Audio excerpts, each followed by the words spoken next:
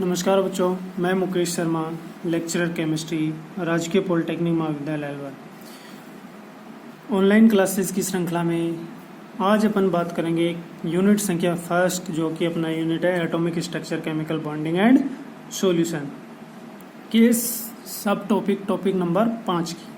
Topic number 5 में क्या क्या है अपने? सॉल्यूशन है, idea of solute, solvent and solution, method to expression concentration of solution की यानी कि कौन कौन सी molarity, normality, PPM, mass percentage, volume percentage, mole fraction and pH के बारे में अपने पिछली क्लास में डिटेल में अध्ययन किया है। आज अपन सॉल्यूशन के बारे में अध्ययन करेंगे। सॉल्यूशन कैसे बना होता है, उसमें विलय और विलायक का क्या रोल होता है, इसके बारे में अपन अध्ययन करेंगे। तो सबसे पहले बात करते हैं अपन विलयन। सॉल्यूशन बना कैसे होता है? विलयन में 2 पार्ट होते हैं, विलय प्लस विलायक। एक तो विलय होता है पहला पार्ट, तो सबसे पहला पार्ट होता है विलायक, यानी कि जिसमें अपने को डिसॉल्व करना होता है, और दूसरा पार्ट होता है विलय, यानी कि जिसको डिसॉल्व किया जाता है। तो इन दोनों से मिलकर बनता है अपना विलयन। ठीक है, तो विलयन की सिंपलेस्ट डेफिनेशन क्या कहेंगे अपन? यहाँ से विलय तथा विलायक के मिश्रण से जो कंपोजिशन प्राप्त होता है, जो मिश्रण प्राप्त होता है, उसको क्या कहते हैं अपन? विलयन कहते हैं। सोल्यूट कम मात्रा वाला और सॉल्वेंट अधिक मात्रा वाला, यानी कि जो मैक्सिमम क्वांटिटी में, अधिकतम जो मात्रा में होता है, वो क्या कहलाता है? सॉल्वेंट कहलाता है, विलायक कहलाता है। और विलायक के अलावा अन्य जितने भी कंपोनेंट होते हैं विलयन में, वो क्या कहलाते हैं? विलय कहलाते हैं। वो 1 कंपोनेंट हो सकते हैं, 2 कंपोनेंट हो सकते हैं, या 3 कंपोनेंट्स होते हैं। मिनिमम 1 कंपोनेंट होगा तो जो विलयन होगा उसमें मिनिमम कितने कंपोनेंट होंगे? 2 कंपोनेंट तो होंगे ही होंगे। एक तो विलय का होगा और एक विलायक का होगा। विलायक 1 रहता है और विलय 1 से ज्यादा हो सकते हैं। क्यों हो सकते हैं? क्योंकि जो मैक्सिमम क्वांटिटी है, मैक्सिमम जो क्वांटिटी होती है वो जिसकी होती है, वो क्या कहलाता है? विलायक कहलाता है।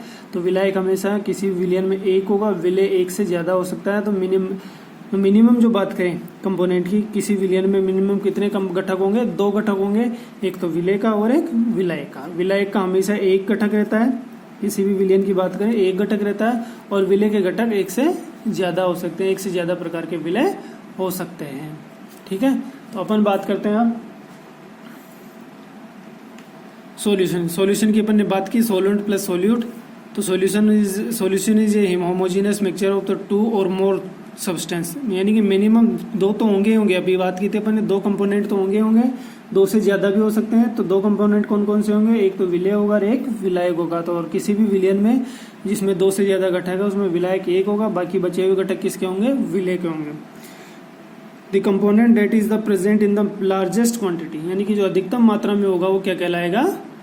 विलायक कहलाएगा या सॉल्वेंट कहलाता है।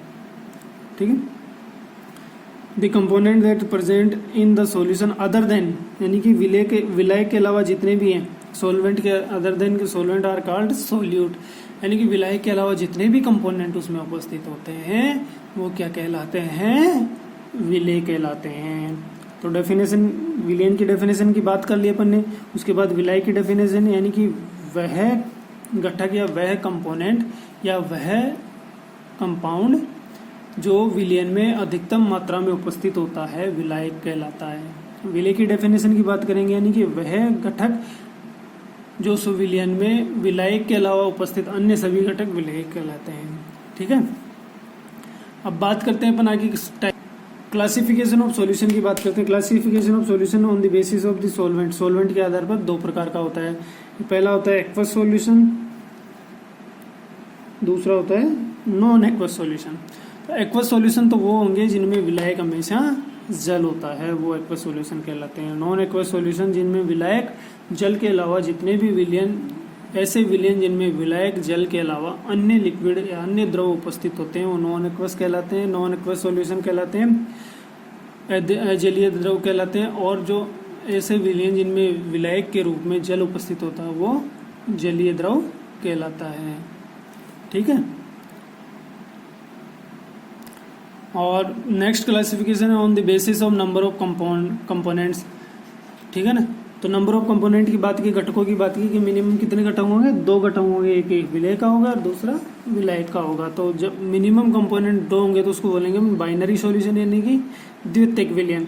The solution which contain the two components is called binary solution, salt solution और शुगर सॉल्यूशन, इसकी बात करेंगे। और दो से ज़्यादा है तो उनके नंबर के आधार पर उसको डिवाइड करते हैं। Classification of solution on the basis of physical state. भौतिक अवस्था के आधार पर विलयन 3 प्रकार के होते हैं। पहला ठोस विलयन, दूसरा द्रव विलयन, तीसरा गैस विलयन। अब जो ठोस विलयन है उसमें विलायक का काम कौन करेगा, जिसके नाम से पढ़ा है। जैसे ठोस विलयन है तो उसमें विलायक कौन होगा, ठोस। कौन सी कंपाउंड में कौन सी फेज होगी, ठोस फेज होगी, सॉलिड फेज होगी, ठीक है।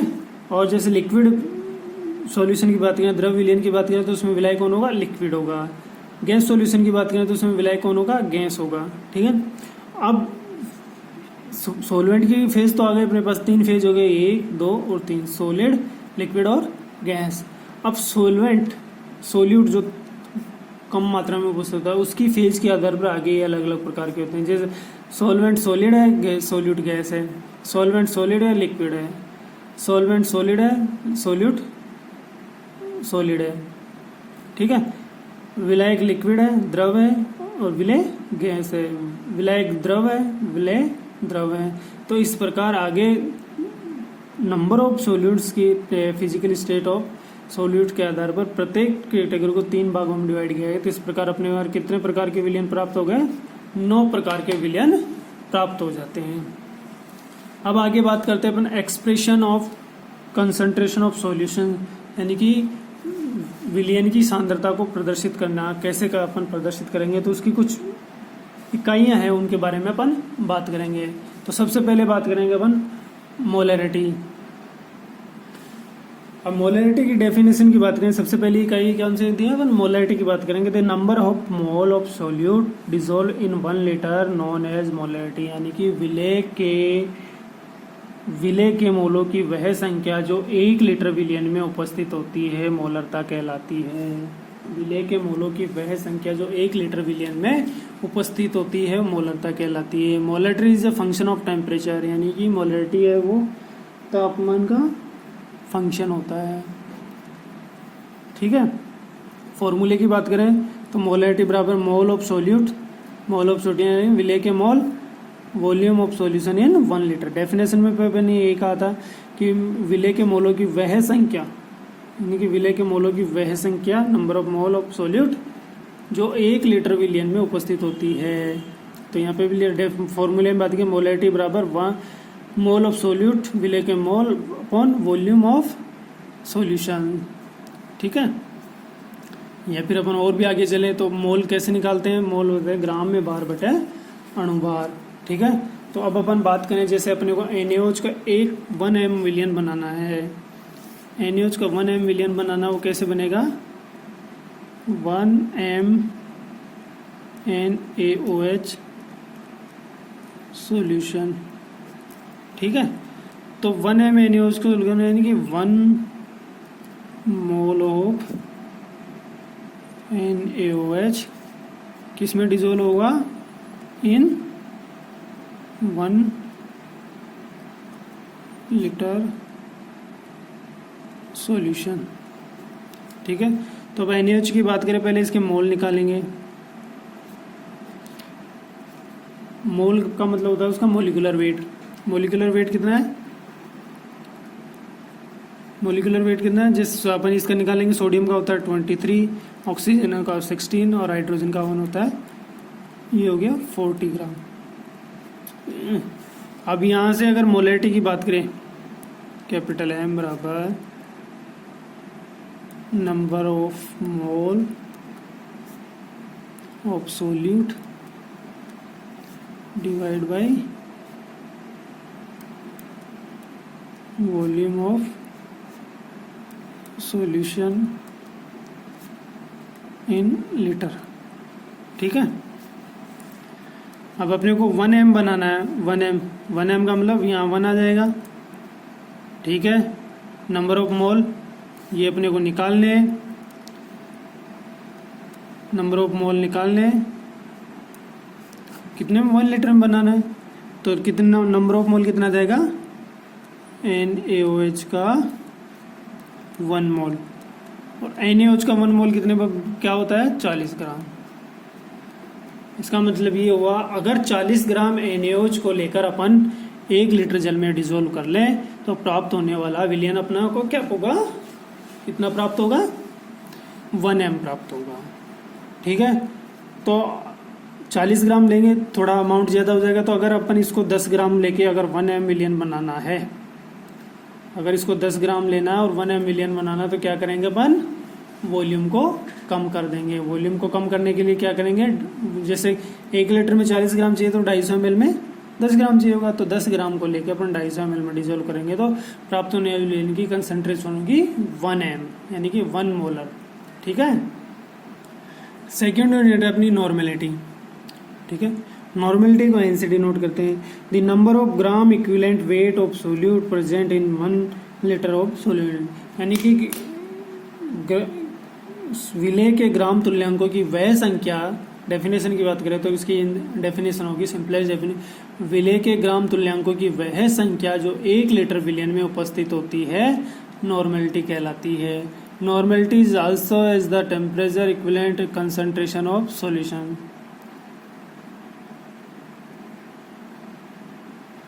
ठीक है, तो हमेशा अपन नॉर्मेलिटी को भी उसकी सांद्रता के रूप में डिनोट कर सकते हैं। इसका फॉर्मूला होगा gram equivalent weight divide by volume in litre.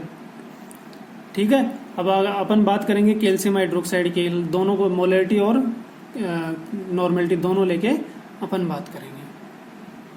तो अभी अपने नॉर्मेलिटी और मोलरिटी दोनों के बारे में बात कर ली। नॉर्मेलिटी की बात करेंगे, यूनिट हो जाएगी इक्विवेलेंट पर लीटर और इक्विवेलेंट। अब देखो दोनों की बात करेंगे, एक तो NaOH और एक अपना कैल्शियम हाइड्रोक्साइड। अब कैल्शियम, इसका मोलिकुलर वेट कितना होता है 40 और इसका होता है 40 कैल्शियम का प्लस 32 2 ऑक्सीजन का प्लस 2, ये हो गया 74। ठीक है, 40 कैल्शियम का, 2 ऑक्सीजन है, 32 हो गए और हाइड्रोजन है तो, और इसका हो गया 74 ग्राम मोल। ठीक है ना, 1 मोल में कितना वेट होगा, इसके में सोडियम हाइड्रोक्साइड में 40 ग्राम होगा और कैल्शियम हाइड्रोक्साइड में 74 ग्राम होगा। ठीक है, अब यहां से अगर इसका इक्विवेलेंट वेट निकालें तुल्यांक की बार,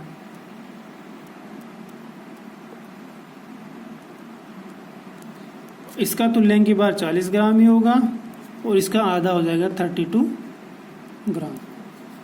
क्यों होगा, क्योंकि यहाँ पे इसकी वैलेंसी 1 है, इसकी वैलेंसी 2 है। तो अगर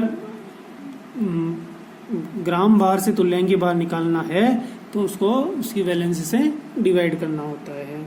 ठीक है, अगर अब मैं कहूँ कि इसका 1m सॉल्यूशन बनाना है, 1m सॉल्यूशन बनाना है तो इसके 40 ग्राम को डिजोल्व करना है और इसके 74 ग्राम को डिजोल्व करना है इन 1 लीटर। ठीक है, और मैं कहूँ 1n सॉल्यूशन बनाना है, नॉर्मेलिटी मतलब, तो इसका इक्विवेलेंट वेट कितना है 40, तो 40 ग्राम को ही, यानी कि इसकी नॉर्मेलिटी और मोलिटी दोनों बराबर होगी और इसको 32 ग्राम को ही डिजोल्व करना पड़ेगा।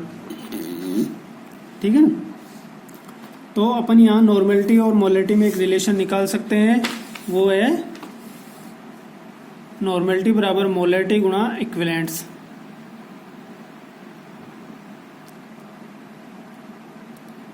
ठीक है, नेक्स्ट अपन बात करेंगे मोलैलिटी के बारे में। मोलैलिटी के बारे में, मोलैलिटी की डेफिनेशन की बात करेंगे तो नंबर ऑफ सोल्यूट पर kilogram of solvent molality is dependent, यानी कि the number of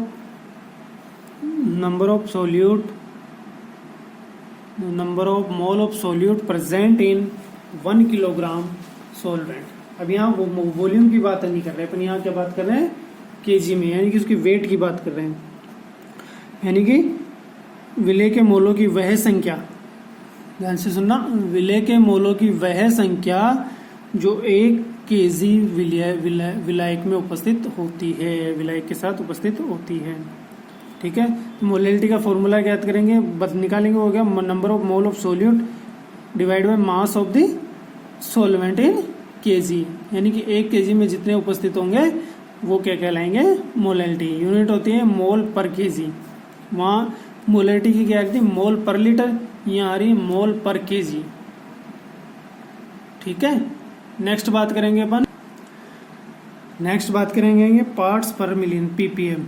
when A solute is present in A trace of quantity in concentration is express in parts पर मिलियन, यानी कि 1,00,000 पार्ट्स पर मिलियन की बात करेंगे। पार्ट्स पर मिलियन यानी कि 10⁶ जब हम विलियन बनाएंगे। The number of parts of component, PPM की definition number of parts of the component, total number of parts of all components of solution in 1 million litre, यानी कि बिल्कुल ट्रेस में अगर बात करेंगे, बिल्कुल माइन्यूट कंसंट्रेशन की बात करेंगे, बहुत बायोलॉजिकल लेवल पे बात करेंगे, तो वहाँ अपन किसकी बात करेंगे, कौन सी यूनिट लेंगे, पीपीएम यूनिट उसमें काम लेंगे। ठीक है, नेक्स्ट है अपना मोल फ्रैक्शन। मोल फ्रैक्शन की बात करें, मोल फ्रैक्शन का मतलब होता है कि कितना, जैसे विलियन में का मोल फ्रैक्शन निकालेंगे, the ratio of number of mole of one component to total number of made all components, यानी कि विलियन में उपस्थित सभी घटकों की तुलना में एक घटक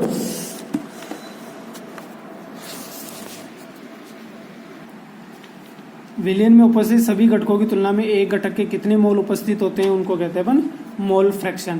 ठीक है, तो मोल फ्रैक्शन का फॉर्मूला ज्ञात करना है, number of mole of component, यानी जिस भी कंपोनेंट का अपन मोल फ्रैक्शन ज्ञात करेंगे उसके मोल अपने को पता होना चाहिए, the total number of mole of all components. ठीक है, तो जैसे अपन विलय के मोल फ्रैक्शन ज्ञात करना है, विलय मतलब सोल्यूट, तो वहाँ पे अपन उसको कहेंगे एक्स सोल्यूट बराबर number of mole of solute बटे विलियन के कुल मोल। ठीक है, विलियन के कुल मोल। अब कुल मोल विलियन में क्या होगा, एक तो सॉल्यूशन होगा, एक तो सॉल्वेंट होगा और एक सोल्यूट होगा, तो मैं ये कह सकते हैं यानी कि number of solute divide by number of mole of solute plus number of solvent, दो चीज कहेंगे। इसी प्रकार अगर सॉल्वेंट का निकालना है, number of mole of solvent,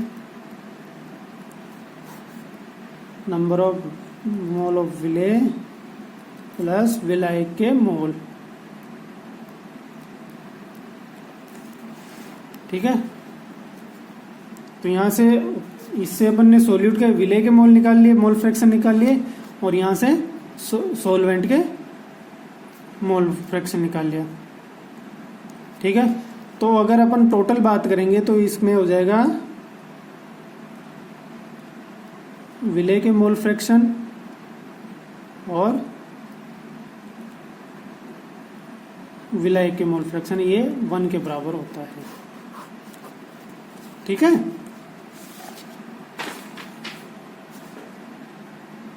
solvent के हो गए। अब यहाँ से mole fraction of solute and mole fraction of solvent निकालेंगे, तो सोल्यूट का जो मोल फ्रैक्शन का फॉर्मूला उसको रखेंगे और जो सॉल्वेंट का मोल फ्रैक्शन का फॉर्मूला उसको रखेंगे, दोनों को जोड़ेंगे, दोनों का मान 1 आता है। ठीक है, नेक्स्ट बात करेंगे बच्चों अपन मास परसेंटेज के बारे में। मास परसेंटेज हो गया मास बाय वॉल्यूम परसेंटेज। ठीक है, तो mass by volume, mass percentage की बात करेंगे, किसी भी विलियन में उपस्थित विलेय अथवा विलाय का वह बार जो कुल विलियन में उपस्थित होता है, तो उसको परसेंटेज में कन्वर्ट करने के लिए 100 से 100 से मल्टीप्लाई करेंगे। Mass by volume, the mass of solute, total volume of solution into 100। ठीक है, एक एग्जांपल है 10% सॉल्यूशन ऑफ सोडियम क्लोराइड, मतलब 10% solution mass percentage, 10% solution mass upon volume आता है इसमें। Mean 10 gram of sodium chloride is dissolve in 100 ml of solution, ये होता है मास परसेंटेज। अब आगे आएगा फिर अपना वॉल्यूम परसेंटेज, वो वॉल्यूम अपन परसेंटेज बाद में निकालेंगे, ठीक है ना। तो ये तो मास बाय वॉल्यूम परसेंटेज है। और नेक्स्ट आएगा अपना वॉल्यूम बाय वॉल्यूम परसेंटेज। उस मास बाय वॉल्यूम परसेंटेज को अपन मास परसेंटेज बोलते हैं, और वॉल्यूम बाय वॉल्यूम परसेंटेज को अपन बोलते हैं वॉल्यूम परसेंटेज, ठीक है। तो वॉल्यूम परसेंट, तो मास परसेंटेज का मतलब हो गया है कि विलेय के ग्रामों की वह संख्या, सीधी सी डेफिनेशन है, सिंपलेस्ट डेफिनेशन है, विलेय के ग्रामों की वह संख्या जो विलयन के 100 ml में उपस्थित होती है, वह मास परसेंटेज या परसेंटेज ऑफ मास कहलाती है, ठीक है। तो इसका सिंपलेस्ट एग्जांपल ले लें, 10% सोल्यूशन ऑफ सोडियम क्लोराइड का मतलब होता है सोडियम क्लोराइड के 10 ग्राम किसमें डिजोल्व होंगे, 100 ml विलियन में। तो वो तो अपना मास बाय वॉल्यूम परसेंटेज। अब अपन बात करते हैं मास परसेंटेज की। मास परसेंटेज हो जाता है W/W, ठीक है ना। इसका मतलब होगा विलेय के ग्रामों की वह संख्या जो विलियन के 100 ग्राम में उपस्थित होती है। मास परसेंटेज, मास का मतलब सॉलिड की फॉर्म में, तो यानी कि विलेय के ग्रामों की वह संख्या जो विलियन के 100 ग्राम में उपस्थित होती है। The mass percentage a component in given the solution is the mass of the component as component per 100 gram of solution, यानी कि प्रत्येक 100 ग्राम सॉल्यूशन में, प्रत्येक सॉलिड सॉल्यूशन की बात करेंगे यहाँ पे, प्रत्येक 100 ग्राम विलियन में उपस्थित विलेय के ग्रामों की संख्या क्या कहलाती है, mass percentage. Mass percentage formula हो जाएगा WB, यानी कि जो वो सोल्यूट है दोनों का अपना हो जाएगा, दोनों विलेय और विलाय का जो मास होगा वो हो जाएगा, दोनों को ऐड कर देंगे, मल्टीप्लाई बाय 100 परसेंटेज निकालना है। जैसे 10% ग्लूकोज सोल्यूशन, 10% ग्लूकोज सोल्यूशन का मतलब होता है 10 gram glucose dissolve in 90 gram of water. ml नहीं बोला मैंने, यहाँ पे बोला ग्राम, ठीक है ना। मास परसेंटेज और मास बाय वॉल्यूम परसेंटेज में दोनों में थोड़ा सा डिफरेंस है। यहाँ अपन विलेय ले रहे हैं, विलियन ले रहे हैं ग्राम में, और वहां लिया था अपन ने ml में। नेक्स्ट है अपना वॉल्यूम परसेंटेज। वॉल्यूम परसेंटेज का मतलब होता है विलेय के